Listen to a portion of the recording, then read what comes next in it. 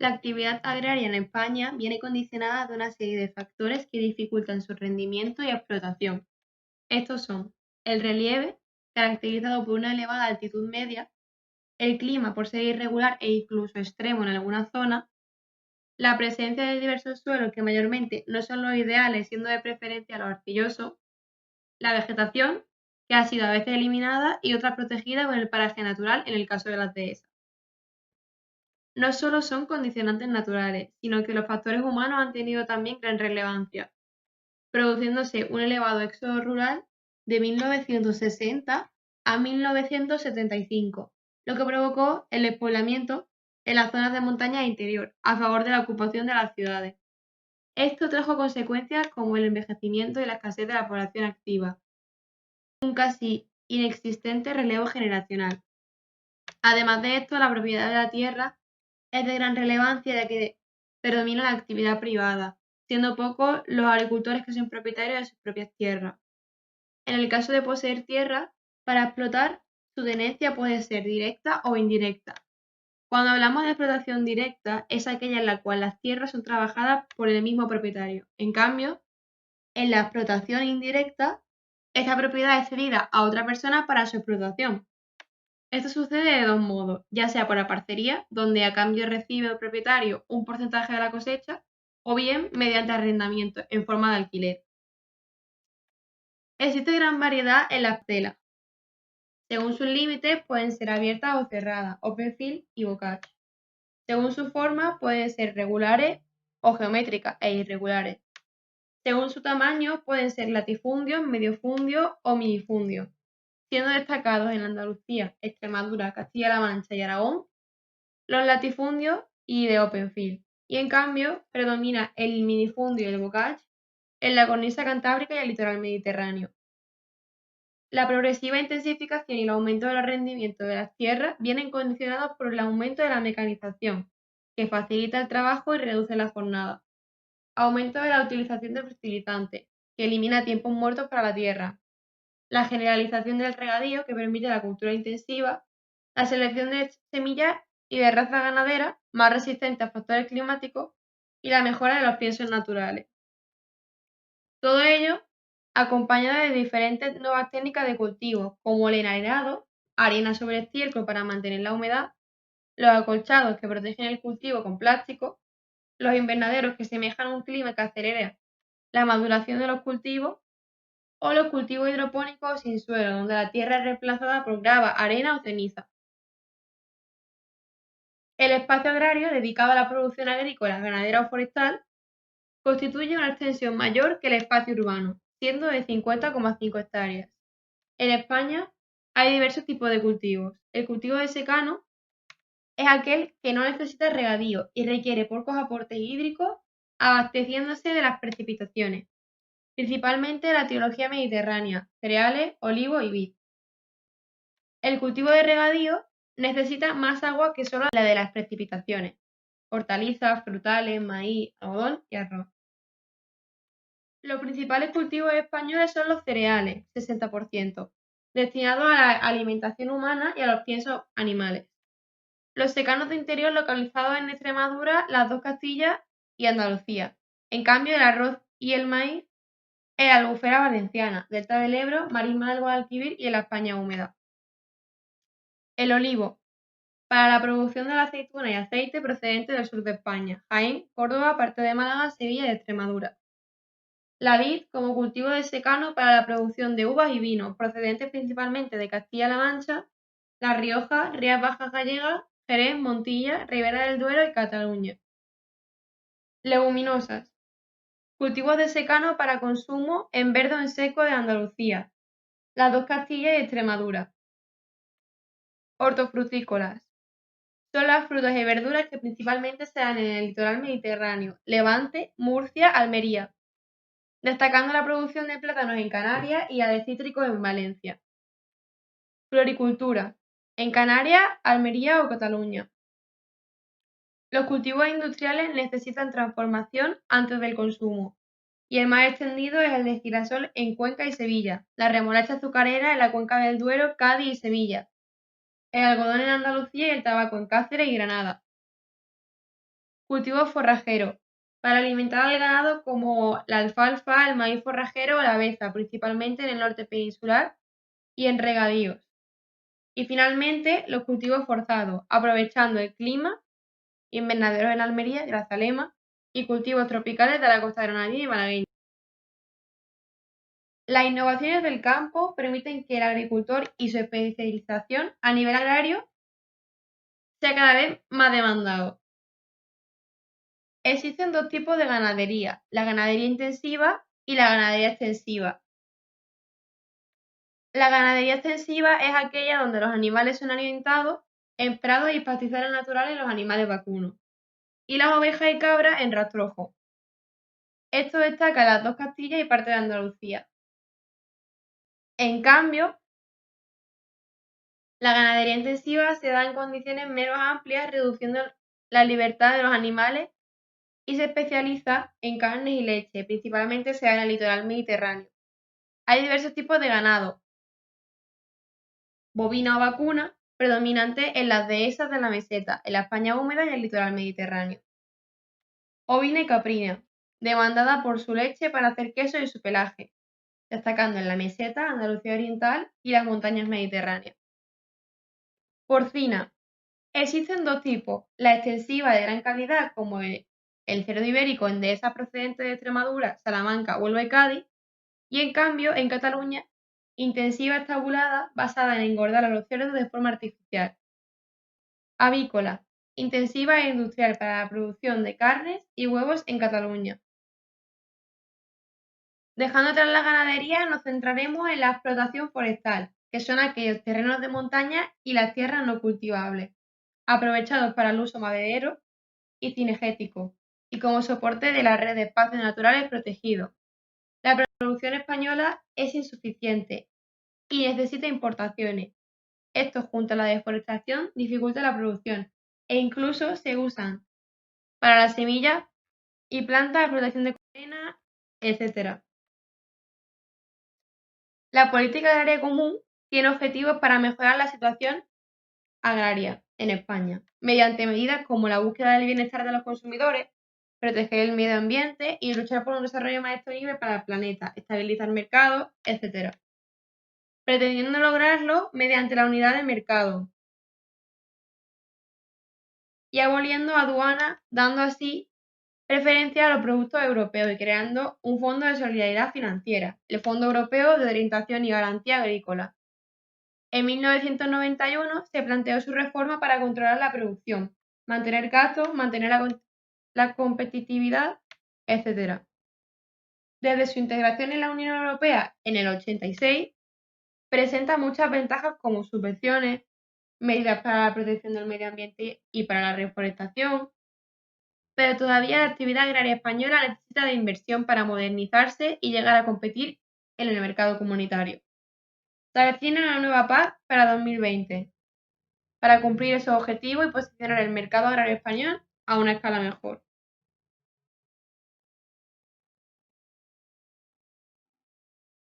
A su vez, exportamos hortalizas, vino, fruta y aceite a aquellos países de Europa septentrional y central, ya que ellos no la poseen, destacando también la aportación de materias primas a la industria agroalimentaria,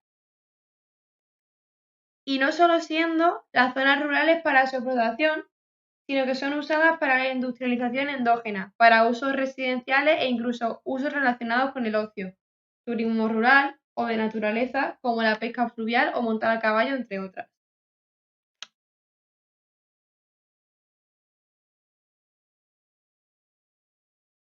España ha sido y es una de las grandes potencias pesqueras mundiales, actualmente con más de 18.000 buques pesqueros, con una pesca anual de 13 millones de toneladas, generando a su vez mucho empleo en el sector. La pesca aporta un 5% al PIB, en decadencia frente a la etapa de los 70 en los últimos años debido al agotamiento de los caladeros nacionales, la nueva situación internacional del mar, el ingreso a la Unión Europea, etc. Su extensión marítima permite al país ser rodeado por el mar Mediterráneo y el océano Atlántico, que poseen características diferentes. El océano Atlántico. Tiene unas aguas de salinidad moderada, temperaturas 10 y 18 grados en agosto y entre 11 y 15 en enero. Las corrientes marinas facilitan la distribución del plancton y una oscilación del nivel de las aguas de hasta 4 metros debido a las mareas. Esto permite la existencia de una franja costera de gran amplitud que facilita la pesca. El mar Mediterráneo es un mar de aguas calientes y de salinidad elevada, hasta un 38%, caracterizado por tener menos fitoplancton que el océano Atlántico y por la diversidad de especies de calidad como la sardina, la merluza, el atún, el mero, etc. Las diferencias entre ambos provoca la especialización de sus puertos, aunque actualmente estos han perdido importancia por la sobreexplotación de los mares y se han convertido en muelles de peces de aguas lejanas. 1960 también influyó positivamente en el sector, con leyes del Plan de Desarrollo Económico que promulgaban su modernización. La pesca de bajura sigue existiendo y en los 70 España alcanza su récord de captura. En 1976, Estados Unidos declara aguas jurisdiccionales las 200 millas mar adentro, lo que perjudicó claramente a la pesca española al implantar límites donde se frecuentaba y solían ser aguas libres e internacionales.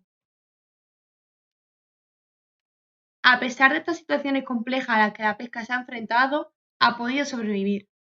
Las nuevas tecnologías han permitido la modernización de la flota, como los sistemas de navegación, adelantos náuticos.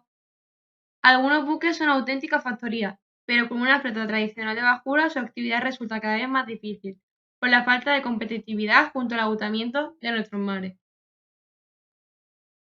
Los lugares de pesca han cambiado, pescando en aguas de aprovechamiento económico en otros países y lejanas de los puertos de partida, hasta los océanos del Índico y el Pacífico. El volumen de las capturas ha decrecido por las políticas limitacionales y de mantenimiento del mar a nivel internacional. La investigación y su desarrollo permiten un conocimiento más exhaustivo, explotando nuevas especies, nuevos conocimientos de biología marina y la protección de especies, entre otros. Un claro ejemplo de este desarrollo es la acuicultura, como proyecto de futuro basado en la reproducción de peces en espacios limitados. Es necesario proteger nuestros escasos recursos, evitar el consumo de inmaduros, como la pesca en zonas biológicamente sensibles, fomentar el progreso tecnológico para capturar nuevas especies de valor comercial, y se trata de mantener el empleo industrial y la cooperación con terceros países. España pertenece actualmente a la Europa comunitaria y participa en la política pesquera común, y que tiene 4 puntos básicos. Política de conservación de recursos, para establecer tarifas anuales de captura, y la asignación de cuotas para los países miembros. Política estructural, para la mejora de las estructuras, de la industria transformadora y de los equipamientos portuarios. Trata de ajustar la flota a las disponibilidades de la pesca. Organización común de mercados, con la finalidad de establecer y garantizar la equidad de la renta entre los pescadores y, a su vez, desde la perspectiva del consumidor, establecer precios razonables. Política de acceso a caladeros exteriores. Acuerdos con terceros países para que los buques de países comunitarios puedan pescar en sus caladeros. Desde su incorporación, España promovió numerosas iniciativas y alcanzó importantes logros. Fueron las subvenciones que permitieron la construcción de nuevos buques y la reconversión de otros, destacando el acortamiento del periodo transitorio, finalizando en 1996, que facilitaba la integración en la Europa Azul, el acceso a caladeros europeos que estaban prohibidos y la negociación con otros países. Galicia es la región pesquera más relevante a nivel nacional, junto a la flota cantábrica, participando en la pesca en aguas adyacentes, sardinas, merluzas, en caladeros comunitarios del Atlántico y en aguas muy alejadas, ya que su flota es excelente. Destaca el puerto de Vigo. La costa cantábrica, incluyendo Asturias, Cantabria y el País Vasco, siendo la segunda más importante por volumen de captura. Destacan los puertos de Gijón, Bermeo y Pasajes, principalmente con especies como la sardina, el atún, la caballa y el bacalao. Andalucía suroccidental. La pesca de bajura con más peso a nivel social, siendo la pesca desarrollada en el litoral, aguas de Marruecos, de Portugal y en caladeros del Atlántico suroriental. En descenso debido a la sobreexplotación del mar y su limitación sobre las aguas ajenas, destacando Huelva y en segundo lugar Algeciras. El litoral mediterráneo. Pescas muy considerables con especies como la bacaladilla o el salmonete, aunque se encuentra en una coyuntura preocupante por la falta de recursos del mar y su falta de modernización. Siendo las regiones pesqueras transmontanas, desde la frontera francesa hasta el Cabo de Nao, destacando los puertos de Barcelona y Tarragona. Levante, desde el Cabo de la Nao al Cabo de Gata, destacan los de Santa Pola y Alicante. Sur mediterránea, correspondiente a la costa andaluza, con una actividad muy reducida. Los puertos más importantes están en Almería, Adra y Málaga. Baleares. Ha disminuido mucho su actividad pesquera, llegando incluso a importar pescado. Puerto más importante en Palma Mallorca. La pesca canaria. Se caracteriza por la pesca de altura y gran altura, aprovechando las corrientes para así explotar el banco sahariano, teniendo su edad de oro entre 1961 a 1980, sobresaliendo así el puerto de Las Palmas como tercero más importante a nivel nacional. Problema de los caladeros españoles. Los recursos hídricos en mal estado, recursos en fase de agotamiento por sobrepesca, excesivo equipo pesquero de la flota litoral. Los caladeros españoles tienen pocas posibilidades, por lo que es necesario buscar otros, consolidando así una gran flota de altura y gran altura en aguas libres, en los límites jurisdiccionales de los países ribereños, siendo la zona exclusiva de cada país hasta las 200 millas efectivas en países de la Unión Europea. Desde 1997 supone la reducción de la actividad pesquera española en áreas tradicionales, sobre todo en las costas sur y oeste de Irlanda y en el Golfo de Vizcaya, desapareciendo 3/4 de la flota de arrastre que faenaban allí. Especialmente afectará a Galicia y al País Vasco, siendo efectivo en 1982 por las Naciones Unidas de Derecho del Mar, que provocó la negociación con distintos países costeros para solucionar los problemas de la flota española. Se sugiere la figura de la empresa pesquera conjunta, que permite la pesca en los países colaboradores, obteniendo así un claro incremento de las capturas para la flota española.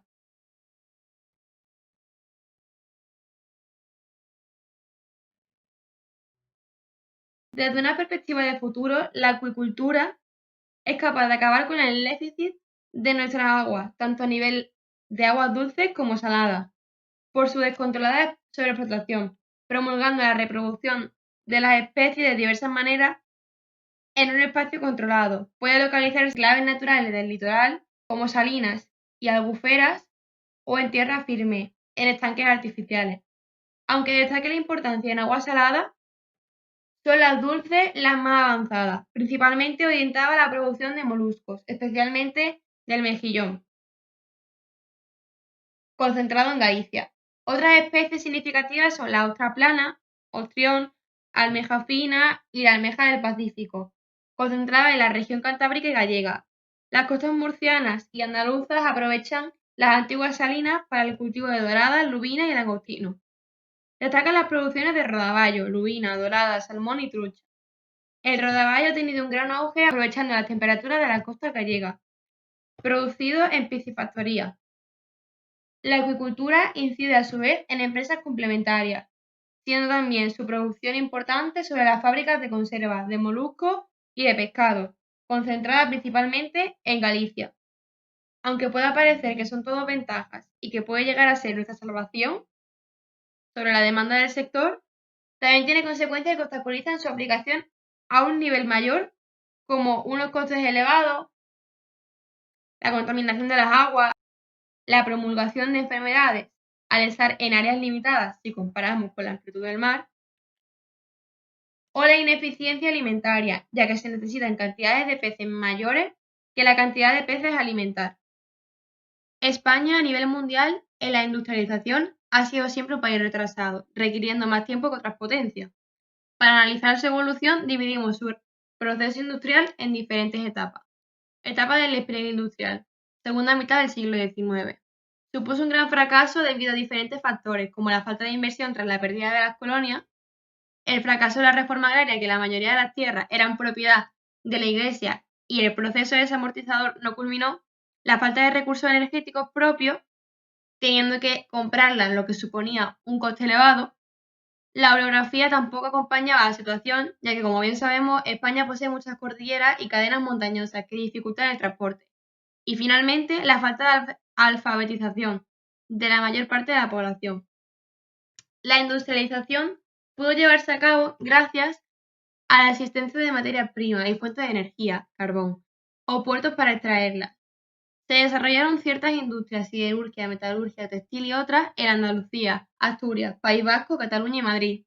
Destaca la amplia red ferroviaria en 1865, con 4.663 kilómetros, mayormente destinada a empresas ajenas, ya que nos encontrábamos muy limitados con la producción. Etapa de crecimiento industrial, primer tercio del siglo XX hasta la Guerra Civil. Etapa de crecimiento impulsada por la política de Primo de Rivera y el papel de la revolución industrial, consolidando los focos en Madrid, País Vasco, Cataluña y Asturias, a contraposición del foco andaluz. Los sectores metalúrgicos, textiles y químicos crecen por la demanda, la repartición de los capitales de las excolonias y un cambio de mentalidad más inclinado hacia el emprendimiento. Etapa de regresión industrial, la guerra civil y la posguerra. La guerra provocó una gran crisis, que también pagó su progreso industrial, viéndose en regresión, ya que debía salir de la crisis. Finalmente, en 1950, España ingresó en la ONU, lo que provocó la interacción industrial entre diversos países con la finalidad de buscar estabilidad.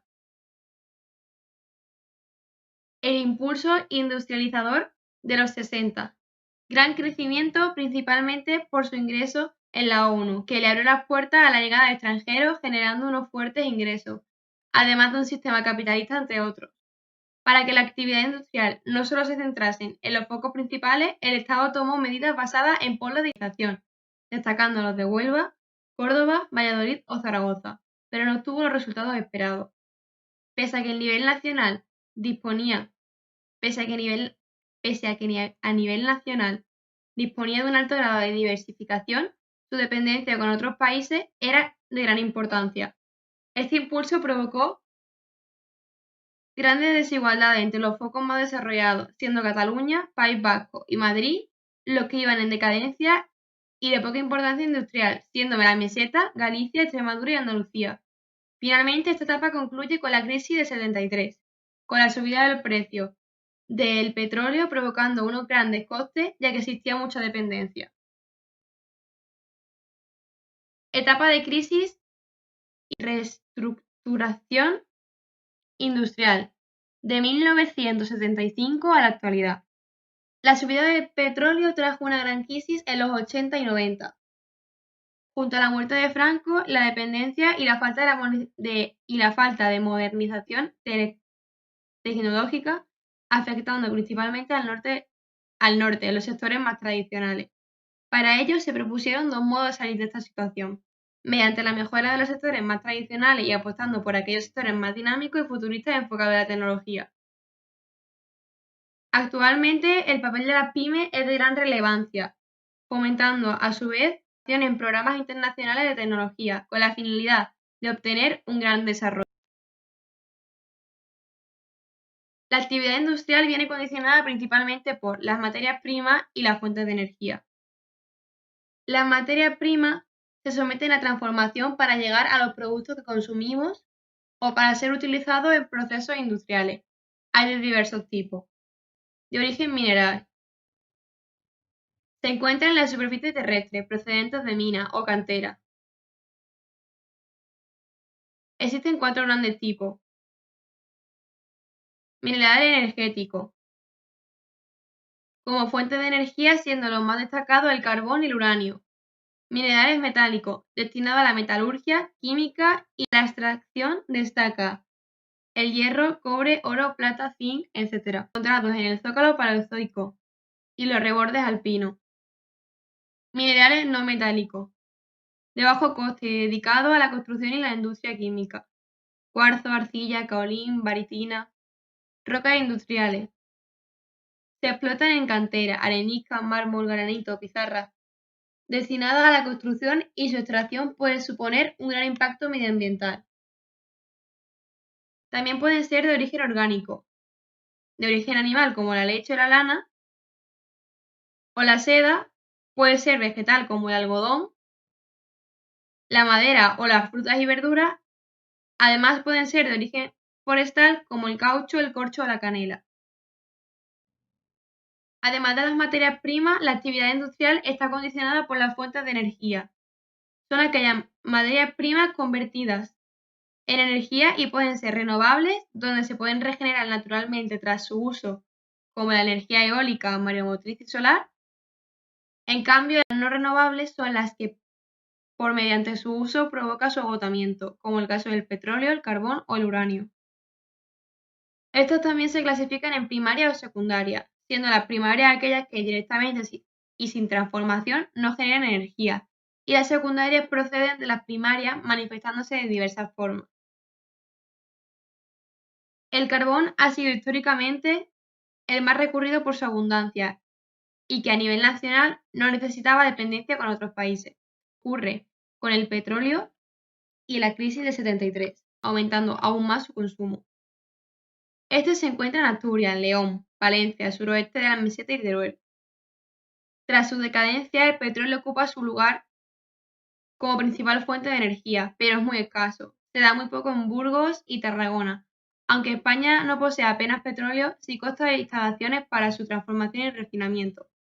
Aunque el uranio es muy abundante en la meseta, Badajoz y Salamanca, sigue dependiendo debido a su falta de tecnología para su enriquecimiento previo.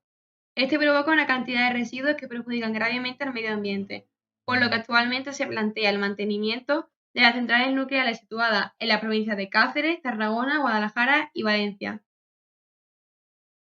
En cambio, no todas las fuentes de energía tienen por qué ser nucleares, sino que son fuentes de energía limpias, inagotables, de reducida producción, y algunas en experimentación, como es el caso del gas natural, una energía limpia y barata.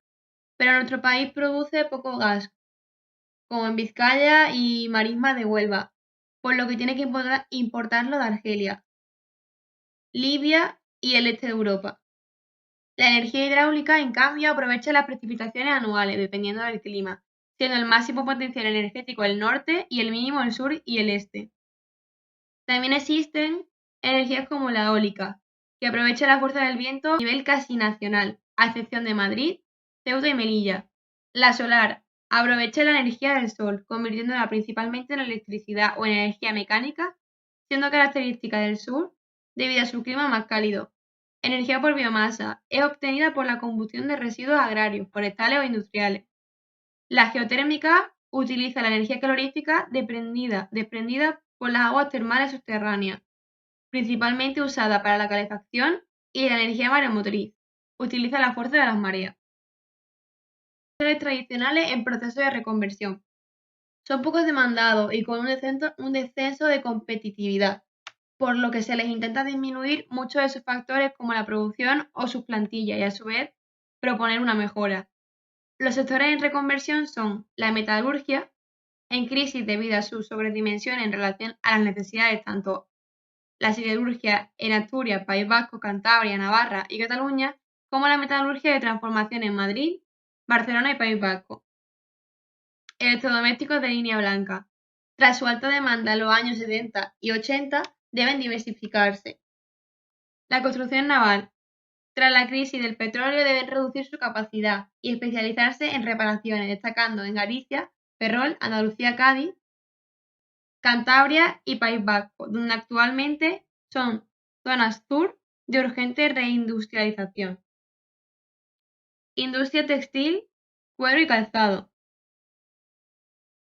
En sus comienzos impulsadora de la industrialización, pero ahora los tejidos son sustituidos por otros más baratos, junto a la aparición de mucha competencia fue decayendo. Destaca Cataluña y Valencia.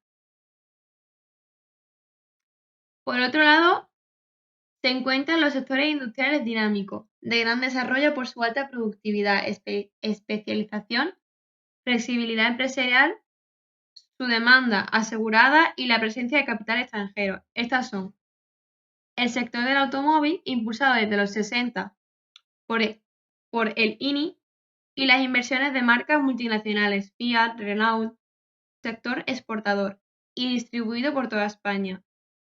El sector químico, tanto la petroquímica, con refinerías en Algeciras, Huelva, Cartagena, Tarragona y Puertollano, como la química ligera de transformación, industria farmacéutica, colorantes, perfumes, pintura, muy dispersas, pero sobre todo en el País Vasco, Cataluña y Madrid.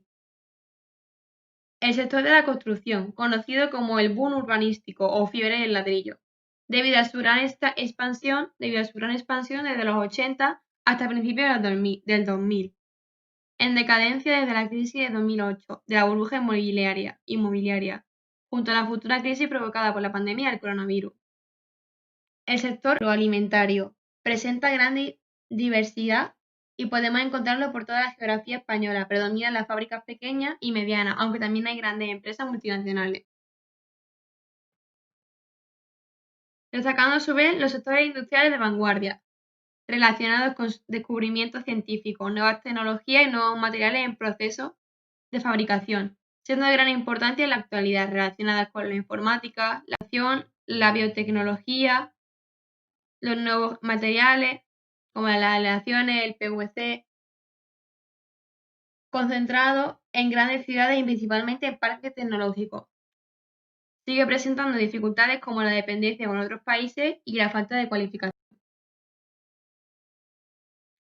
Actualmente, con gran influencia de los focos más industriales, España se articula rodeándolos, aprovechando las ventajas que estos ofrecen. A su vez, hay diferencias en las zonas debido a su trayectoria.